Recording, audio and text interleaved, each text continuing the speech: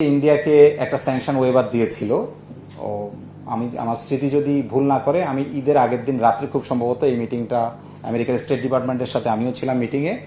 সেখানে আমরা মিটিংয়ে ওনাদেরকে বোঝাতে চেষ্টা করেছি যে আমাদেরকে রাশিয়া থেকে যাতে 2 মাসের অন্তত অথবা 6 লক্ষ মেট্রিক টন আমাদের যেরকম ডিজেল আনার অনুমতি দেয়, স্যাংশন ওয়েভার দেয়।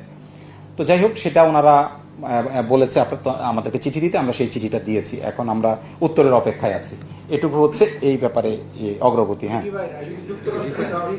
জি জি, অফকোর্স রিফাইন্ড, অফকোর্স। ক্রুডের ক্ষেত্রে আমি একটু বলে দিই, ক্রুড শুধু আমার আবুধাবি আর সৌদি আরবের এই দুইটা ছাড়া ক্রুডে আনলে আমার এখানে লাভ নেই, আমার ইয়ারএল সাপোর্ট করবে না। জি জি জি জি, আমরা তো প্রত্যাশা তো পরের দিনই করেছি, এখন অপেক্ষায় আছি আর কি। হ্যাঁ,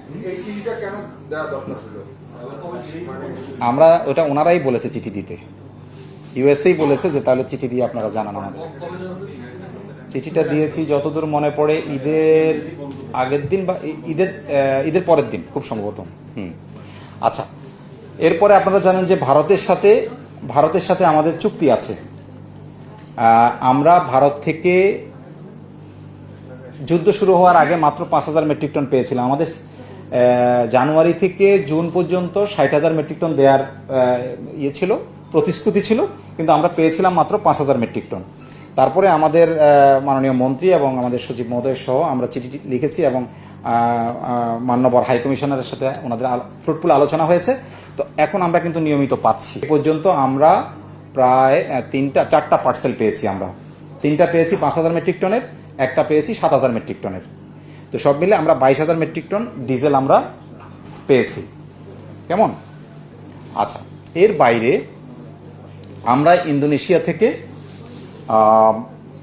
থেকে 60,000 মেট্রিক টনের 2টা কার্গো শীঘ্রই আমরা পাবো বলে প্রত্যাশা করছি।